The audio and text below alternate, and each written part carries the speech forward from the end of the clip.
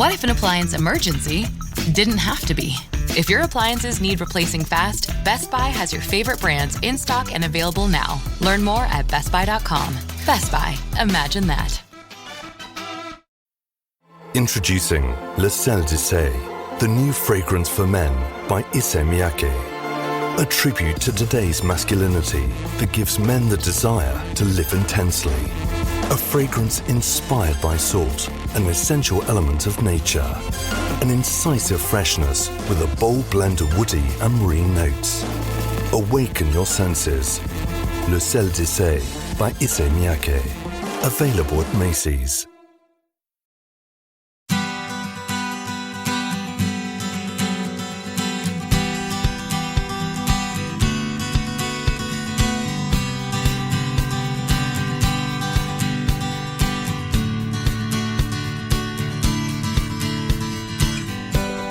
Welcome to the Parent Footprint Podcast with Dr. Dan. I'm your host, Dr. Dan.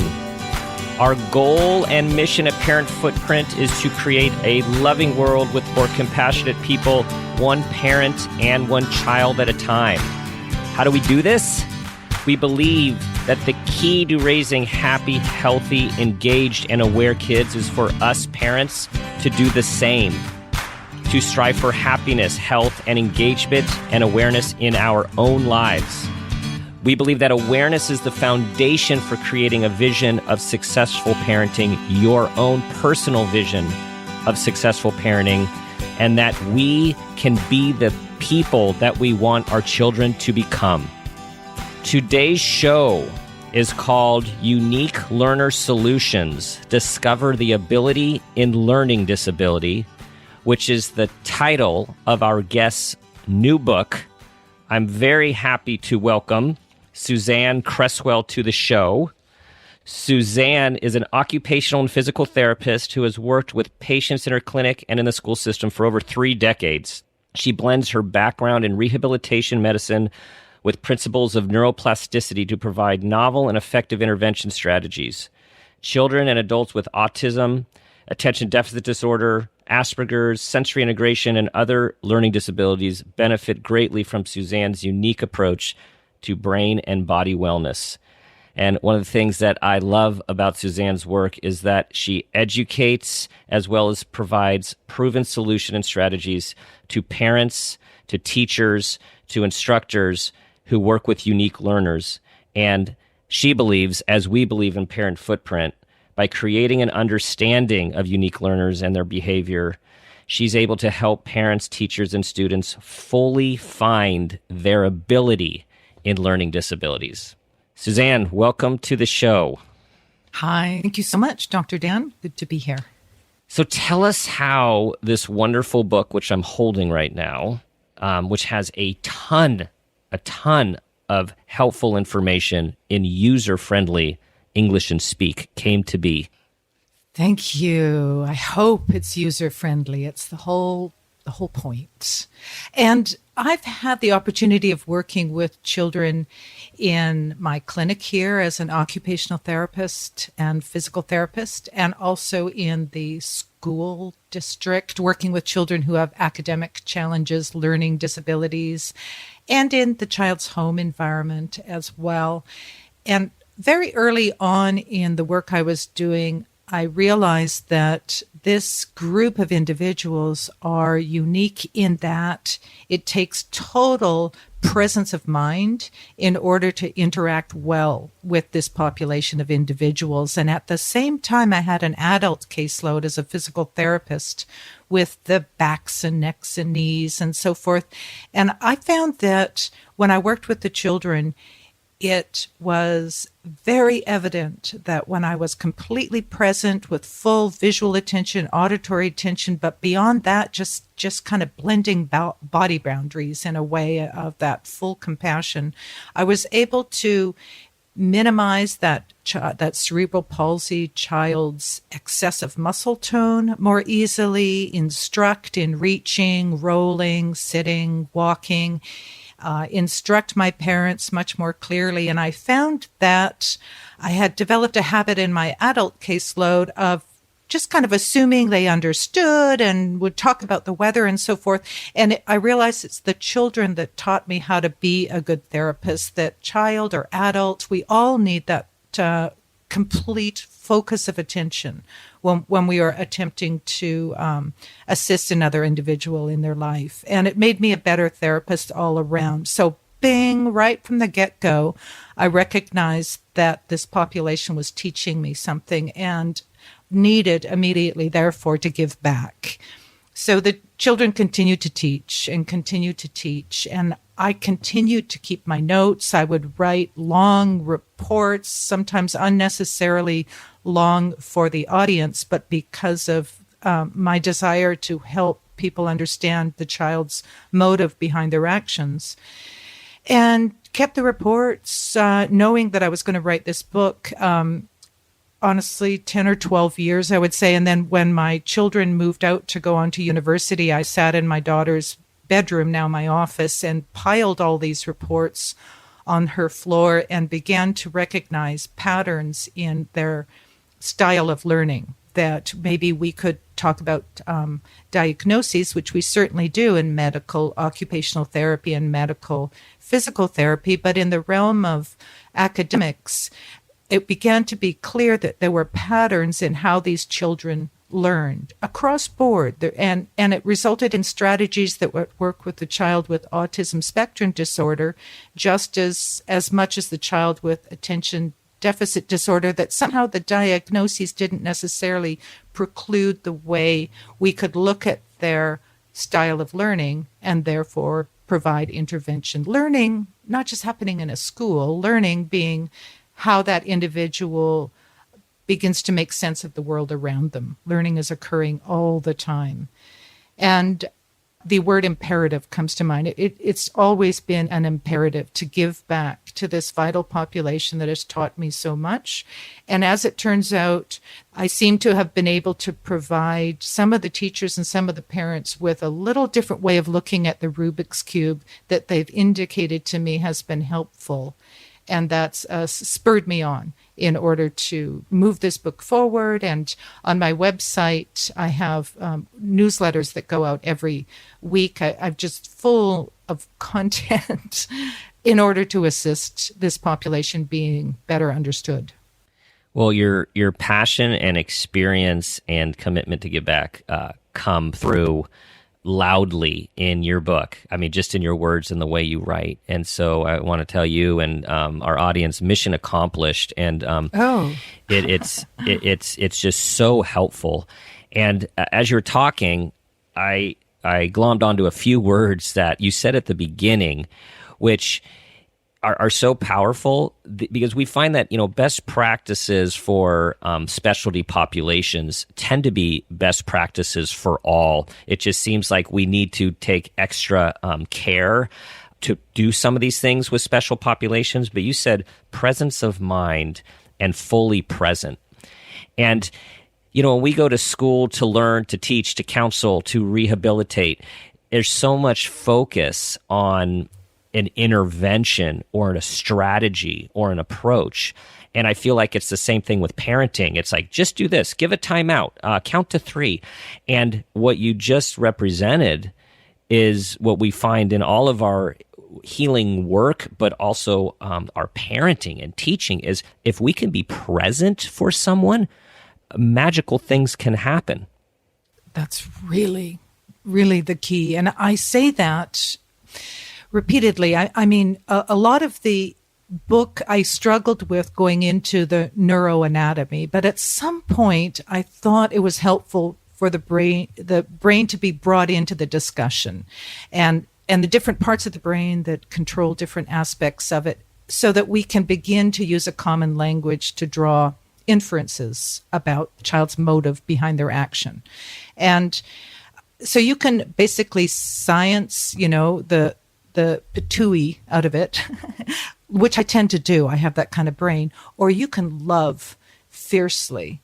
And the end result is very, very, very similar. I might see patterns, and based on my experience and background in education, see that fall into a category that I might label, challenge with gravity or vision and understanding space, visual, spatial, and that would have meaning to me and assist me in coming up with some strategies. But that astute adult in the child's life would see the same thing, and yet label it in a different way, but the strategies would very likely end up being similar. So having the adult in the child's life to be overused, the term conscious, to really be able, really your mission statement in this entire podcast that you're doing, where individuals need to have presence of mind and to be not have maybe they're having a bad day, or bad hair day, I meant to say, but to not be focused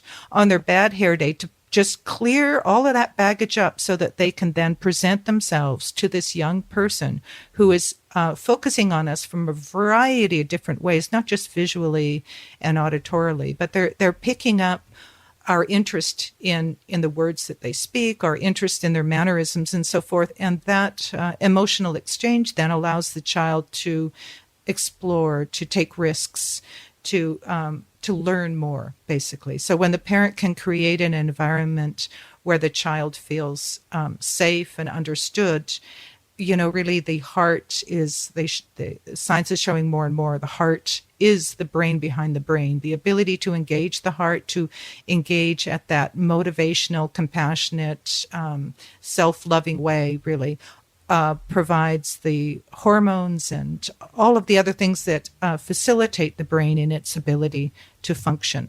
So, not to get too caught up in the neuroanatomy, but it is kind of fascinating. I mean, there are some children that really show challenges in terms of their ability to feel gravity operating on their body and then to respond to it. Sounds crazy, but imagine if you were, say, on skis right now for the first time and we're at the top of a ski slope and I'm talking to you about the math test, maybe some of the new questions that are going to come up, and you're just trying to balance on your skis and deal with, the visual input of the hill you're about to overcome. And so your attention would be divided in that sense. And we don't always recognize when a child has a divided attention and they're working so hard to complete the amount of work that they're doing. So I'm hoping, not to my book this, but that was the whole idea in my book, in Unique Learner Solutions, was to provide the reader with an ability to look at that roadmap maybe from a different perspective. And there's solutions in there, but solutions just come to mind really when you begin to look at the Rubik's Cube in a different perspective. It's not rocket science. It's love, really. It's love. Exactly. And, one of the things that you take on in your book is this concept of why trying harder isn't the answer, right? Which is one of these old school principles that we all do, like just try harder. And I have one quick story to share, and then I want to hear your take on this. When we started our journey of learning disabilities in our family with our oldest, who at that time was a kindergartner, and we already knew that she was slow to read, and the diagnosis of dyslexia had not yet been made, but certainly there was a lot of attention around it.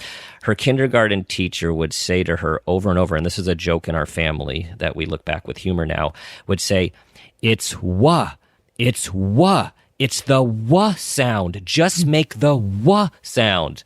Now, obviously, if a child could make the w sound, that child would. And it was this was very old school, and it was like, just do it harder, try harder, but it wasn't sticking because there was a real reason.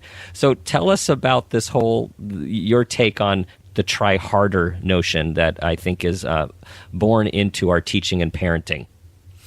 Right. Well, the encouragement to try harder presupposes that individual has the entire complement in order to really, what is it that you're asking them to do? Reproduce the same action that was done, in the recent past in a way that is more successful. So it presupposes that the individual understands what more success means in that action.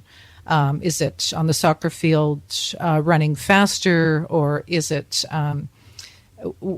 what is that? And then to be able to instruct their body to create that is a process in and of itself. When we take the brain processes out of the equation and we look at learning behavior really from a behavioral perspective, then it becomes more difficult to open up to the possibility that there are other very legitimate reasons why a child might be having difficulty. And usually if the try harder and stay in at recess and repeat, a child who has more typical wiring and is a more typical learner would probably be able to respond to that and produce the work and learn from that experience. But if you find yourself repeating that, just to parrot your words right there, Dr. Dan, if the child could, they would have already, in the example that you just provided. So if you find yourself repeating words like that, different ways of saying the same thing or saying the same thing and saying it louder, then chances are you have a child who has a unique learning need in that particular instance right there. And it becomes more productive then for the adult who is now, as we've spoken, already in that kind of calm, open, loving place, for the adult actually to become the student in the experience, and the child becomes the teacher. And the child then teaches the adult, in this case, what it is that is driving their ability to learn, what is helping them focus, what is keeping them from focusing. And we kind of look at it in terms of what is promoting coherence and calmness versus the alternative, which I just coined the word chaos. I know that's a bit extreme, but just to make the words fun, chaos to coherence. Right. And an adult knows what that's like. If you take a birthday party to a pizza place that has loud noises and loud lights, parents know what I'm talking about. That's probably that would bring in chaos. If you take which is exactly what you're looking for in a birthday party, that high energy, and you choose that. And where another setting would encourage the child to be maybe a library setting, the child needs to be more quiet. And we can see the things that the child brings into their day that promotes that mode anyways. The child will show you what they need to get them revved up, excited, ready to learn. And then what takes them over the top, whoops. And then they will also show us the types of things that they do that are calming for them and reticent. And it may or may not be the appropriate time for it. Maybe you've got friends over and your child takes a book and sits in the corner. They might be out of step, but it doesn't change the fact you're in detective mode. You're still learning from your child and you're seeing, oh, okay, in this instance, this is something the child is kind of self-advocating for themselves in order to calm them down. And as a caring, loving individual, a parent, you can begin to develop this mental roster of stuff that revs up and stuff that calms down, and then assist the child in being able to more regulate themselves so they can be more successful in their learning. It's usually the just try harder. It's usually it's more how that child is processing the information is the difficulty there. If you keep repeating try harder and try harder, it requires you stepping back and looking at it from a different perspective, slowly over time. This episode is brought to you by Prime Video. In the small town of Holland, Michigan, nothing is ever what it seems. Behind the tulip festivals and pretty houses lay dark secrets that threaten to tear a marriage apart. Nicole Kidman stars in this darkly twisted thriller about a wife and mother whose quest to uncover her husband's secrets may get her more than she bargained for. Holland, streaming on Prime Video March 27th. This episode is brought to you by Shopify. Upgrade your business with Shopify, home of the #1 checkout on the planet. Shop Pay boosts conversions up to 50%, meaning fewer carts going abandoned and more sales going cha-ching. So if you're into growing your business, get a commerce platform that's ready to sell wherever your customers are. Visit Shopify.com to upgrade your selling today. Halliday presents, in the red corner, the undisputed, undefeated Weed Whacker Guy. Champion of hurling grass and pollen everywhere. And in the blue corner, the challenger, extra strength Halliday. Eye drops that work all day to prevent the release of histamines that cause itchy allergy eyes. And the winner by knockout is Halliday. Saturday. Bring it on. Well, and I think this is where you talk about detective mode, right? Being detectives when we see parents when everything that they've tried isn't working, everything the school has tried isn't working or isn't working well enough, and there's concern and there's distress. And then we have to, you talk about taking a step back, looking at things differently, going into detective mode. And I think that's what you've just been talking about. Yeah. So too quickly we are using try harder. And then through that we get to bring in loss of privileges, loss of recess, or late to PE. And these are the very children that need to be experiencing their body moving, in all these different dimensions during recess and having the unstructured time and the movement patterns during PE and so forth. So if we do the just try harder, it's usually coupled with, loss of privileges or some outcome so that the based on that type of parenting that our parents went through and their parents went through and so forth, that, if the child isn't being compliant, then loss of privileges is the natural consequence for that. And I think your podcast here, and you and I are both talking about, there's other elements that are operating where if we can assist that child in being able to shift their level of attention so they can participate in learning, then that just snowballs and snowballs and snowballs. More we want the child to be able to develop an understanding of their own learning style and to make space for that and to honor that within reason. There is a chessboard of life. We do want our children to be able to plug into and understand. I'm thinking of just the haircuts, right? For the children with autism, they don't like to have their scalp handled. And, on the one hand, as a parent, do you really want to put your child through that? On the other hand, we are living in a society where there is a certain look to a child and allowing the hair to just be like a lion's mane. Ultimately, that's going to be a decision on the parent's part, the negative social impact potentially from that appearance. So parents have a hard time knowing where to draw the line, and it's and I think that if they look at it from what it is that the child is needing, that can be a guide for them. Mm-hmm. And I'm thinking about a few things here that you talk about. One is the need for us parents and teachers at times to take a step back and take a fresh look when we're trying to guide what I like how you call a unique learner. Because sometimes we're just so in the middle of the chaos that we need to take this step back to figure out what is going on and bring some mindful presence to the process so we can figure out a plan to go to find the ability in the learning disability, as you say. Yeah. Many of the students who have these learning disabilities have a unique way of processing information. And information, really, that's data coming into the brain. Like we'll have auditory information, what we hear, what we feel, taste, touch, smell, sight, hearing. This is a sensory system that we're taught, and the brain then becomes the central operating station that begins to manage all of that incoming data so that we can make decisions, blend that with past experience, intelligence, and create a reasonable course of action based on that information. Well, taste, touch, sight, smell, hearing. There's also two others that are very important, and it's our ability to feel gravity operating on our body.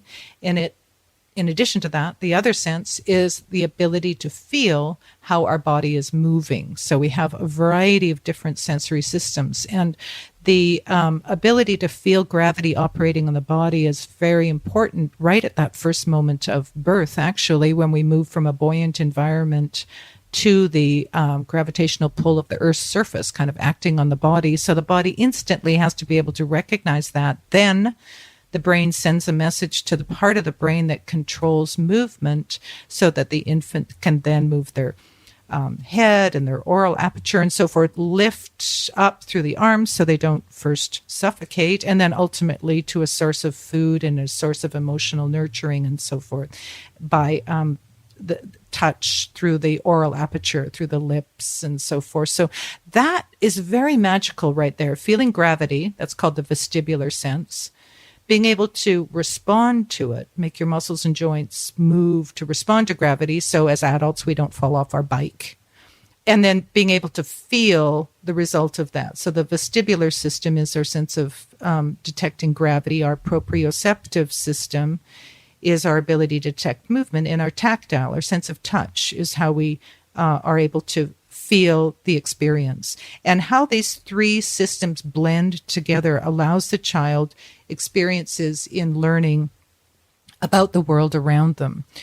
And the child, for example, who has some difficulty with the sense of touch, I notice that in many children, but we'll notice that in the autism spectrum disordered child who tends to move the hands away from textures and materials, will tend to hold the hands up towards the ears sometimes and kind of flapping the hands as though they're drying them, as if they were just wet and they didn't have a paper towel kind of thing. And many children have difficulty utilizing utensils, the feel of it in their hand, or believe it or not, the feel of the pencil lead dragging on the bumps of the paper. For some, they have either hypersensitive or kind of a blend of less hyposensitive touch, hypersensitive touch, and a blend of these come and go. And our sense of touch, when it really comes into fruition and we can feel using our fingertips rather than putting everything in our mouths as infants, then we feel things through our fingertips and we're touching everything. So our mom's saying, put that down. And then eventually that moves to our visual system. So we're exploring the world visually and we don't have to actually reach out and touch everything for the brain to begin to understand it. It's kind of this process. But to have that sense of touch also allows us to ultimately experience our own personal body boundaries and how we are physically separate from the rest of the world. And it's as you know, being a psychologist, that's a huge developmental leap. And there's a sense that some of the individuals that have that sense of touch, I'm just going to throw out the word weirdness just to keep it light. I'm throwing so much science weirdness words in or here. quirkiness, But kind of quirky touch. Then have a quirky sense sometimes of their body boundary. These are children that sometimes don't know how close or far to be from their peers or their teachers.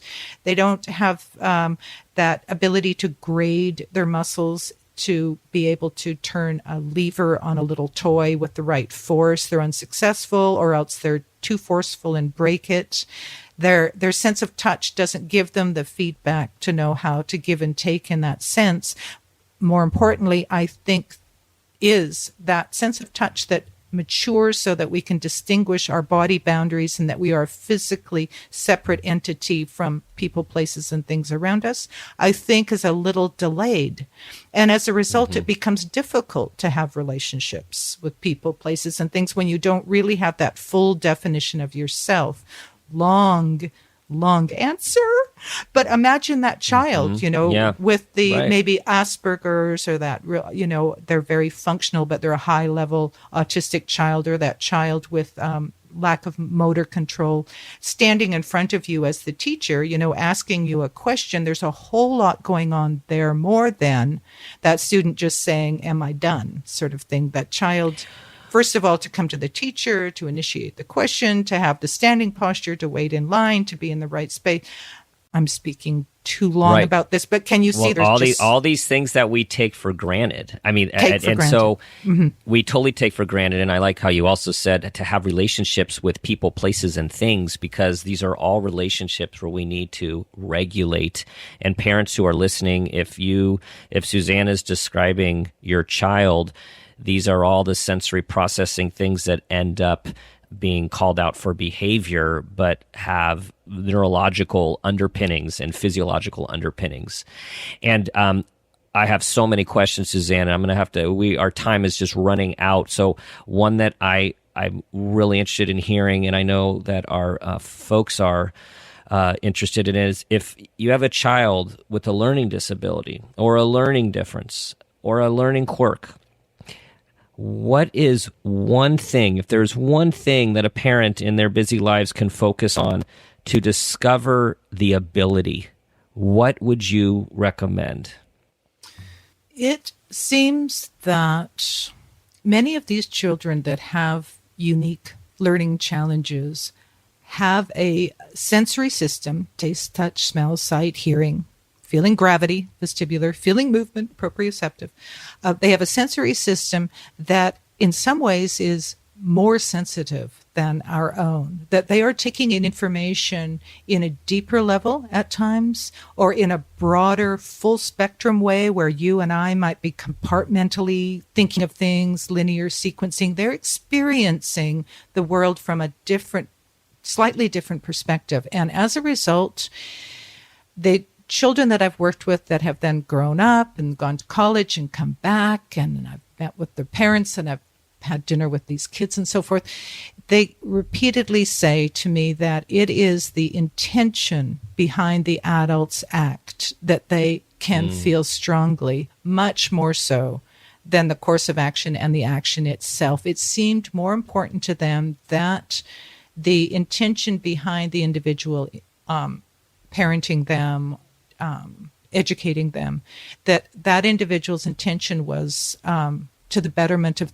the child. They can feel that the ability of the adult to be fully present and compassionate, and that even if the advice was a bit quirky, to use your word, even if the advice didn't lead them in the nevertheless it was a moment where that significant other in the child's life helped the child to define themselves and to honor and respect them for who they are, and that held very closely is the intention behind the act. So, okay, long story. So if you're going into your, school meeting or this or that, and you want it to look a certain way, and you kind of are pushing for a certain outcome, or if you're the type of parent and you're in a social situation and you feel all of a sudden the need that your child needs to, look in a certain way, sitting in a chair, not on the carpet, or no longer are we going to allow that loud laughter that we normally allow in the living room. All of a sudden, we're in Auntie's house. We need that to change. If the child can feel that when you're doing something selfish, they can feel the intention. And goodness sakes, as a parent, be selfish. Oh, for heaven's sakes. I mean, when you have to curb your child, you have to curb your child. I'm not saying that. But just know that's what they feel. And so whether you are correct or not in your action, if the intention really, if it's loving and altruistic, you really can say that about your action, then that is so beneficial and will stay with your child, for a long, long time. And I love how you brought it back to presence of mind and being fully present, to be present and focus on your intention, because the kids will feel it, they will read it, and they will internalize that. Okay, so it's time for our parent footprint moment question. And this question is, Suzanne, tell us about a time when you became aware of something about yourself as an individual or as a parent, and that new awareness had a positive impact on your children. I can think of a time that I thought that parents needed to have a consistent way of parenting the children, when sweaters need to be taken to school or not, when lunches needed to be made a certain way or not, how many pieces of pizza a child could have. The parents should have this intuitive, number in their head and never part from that. And that was a tricky way to get started. And then in speaking to my own parents, they helped me to realize that my dad's way of parenting, very scientific and straightforward. My mom's way of parenting, very compassionate. Dad would want the correct answer. Mom would want to have a nice time at dinner, irregardless of what the right answer might be. And it actually was a lovely way to be raised, actually. And I had that moment with my own children, so that I let go of that. My husband would become very interested in the report cards, for example. There was a procession of bringing the report cards in, and what's the grade, and is it similar or different, and how do you feel about it, and what's that about? Whereas I wanted to just stimulate their ability to learn and love learning in general. And so rather than have a discussion and curb my husband's interest and enthusiasm in doing that, I realized it's okay to be different. And so I would bake a cake with little flags sticking out of the icing in it, an A, a B, a D, a C, a F, a C minus, and kind of go, this is the cake of life, take a slice, sometimes you get an A, sometimes you get this. And then it allowed the children to have both perspectives. My son would say, he would draw a picture, which one do you like the best? And my husband, Tom, would point out the one that was most accurate of the tree, where I'd point out, I like this one the best because I can tell it was your first try. I like this one because I can see your fingers learned from that one. And I like this one because of the beautiful colors you added. And imagine being raised by this too. But that's what my parents gave me. It sounds wonderful. To be free. And that's then what I chose to do with my children. And my daughter, who's doing her PhD in marine biology, I can hear that in her. My son, who's a journalist, I can hear those two sides of them in both of them. And it's very lovely to see. It's a lovely thing to be a parent from the get-go to infinity. It's a lovely, lovely thing. Well, and wonderful that it's so aligned with Parent Footprint is that you are aware of both of your parents and what was important to them and how they raised you, and being able to take those things and with awareness decide which parts of those you're going to carry on, which parts of those you're going to temper, and how you'll even work with and your husband's approach. I mean, so this is all about awareness, and that awareness has obviously helped giving your kids a wonderful growing up. I hope so. Thank you for sharing. Yeah. All right, our time is done. So that means that you all need to go get Suzanne's great book, because there is so much in there that we did not get to. And it's such an informative, scientific, user-friendly, and strength-based approach to finding ability in learning disability. Again, the title, Unique Learner Solutions. Suzanne, where can people track you and find out about your wonderful newsletter and more?